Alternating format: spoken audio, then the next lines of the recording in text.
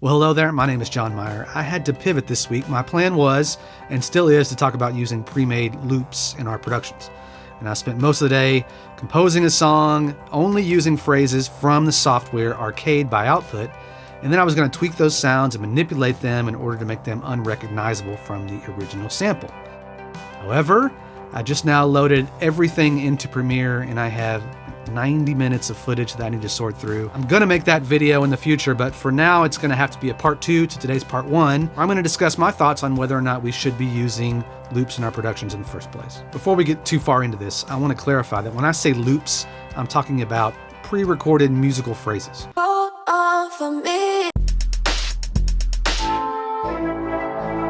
I'm not talking about individual samples like a kick drum, or even sample instruments that provide performances that we can then use to create our own musical phrases. I know the line can be blurry there and confusing. There are some sample instruments that create sounds that are very recognizable, and for reasons I'll mention later in this video, it might be good to lean away from those sounds. All right, let's get the negatives out of the way first. And the first reason is obvious. We all want to be original and authentic, or at least that should be our goal. And using a pre-made loop might make you sound more like an artist or composer that you want to sound like, but it's only a shortcut and holds us back from actually learning how to make that particular sound in the first place. In the past, I found myself adapting to loops that I bring into my session, meaning instead of me creating something and then say it's a percussion or drum loop, instead of me writing percussion and drums that fit what I'm doing, I take what I'm writing and adapt it to that loop. Not necessarily a bad thing, but it often leads me down a path I don't necessarily want to go. And yes, originality is important, but these next two reasons might be even more important. Reason number 2, I work for other people. I'm a media composer and the majority of my work is in the production music business. That means I create music that goes into a library that is published and owned by the library. The library has clients that then license the music, and sometimes the people that license the music are part of an ad agency or a production company, and they have clients. So everyone along the way enters into an agreement where they believe the music they're getting is original and completely clear. So the last thing that we want as composers, the last thing I want for sure, at the bottom of the food chain, is to upset anyone above us or put them in a bad spot. So trust is everything, and if you lose it, you just might be out of work. Now, reason number 3 to avoid loops: audio fingerprinting. Okay, what is that?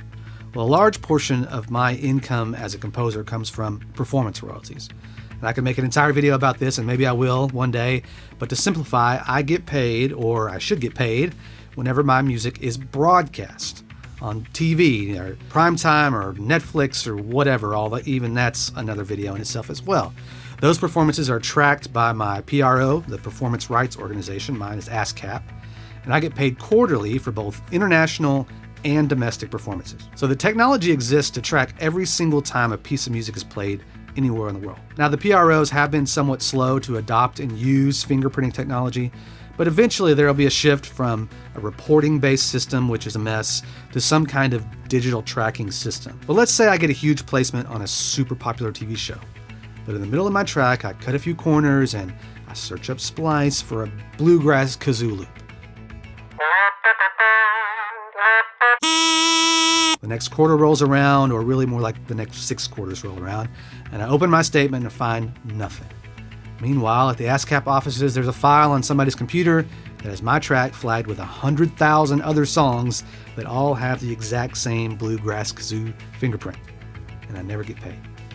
So if the integrity and originality reasons don't do anything for you, perhaps not getting paid will strike a nerve. All right, now that we got the negatives out of the way, and I'm sure there are more, but let's shift to some positives. I find that loops can kickstart my creativity. There is nothing more terrifying than the blank screen of a DAW. It makes me very anxious.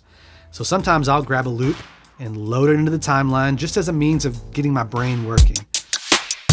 I can't tell you how many times I've started with the loop, wrote 3 or 4 other tracks on top of it, then gone back and deleted the original inspiration. But even if I end up keeping it, I try my best to manipulate it so that it's not even recognizable.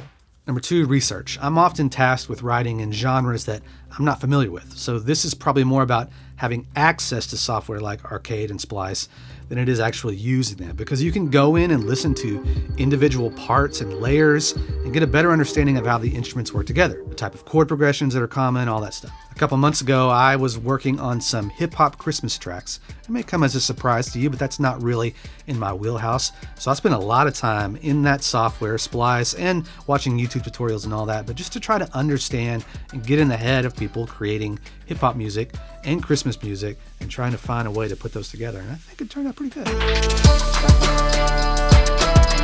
So to wrap this up, what do you think?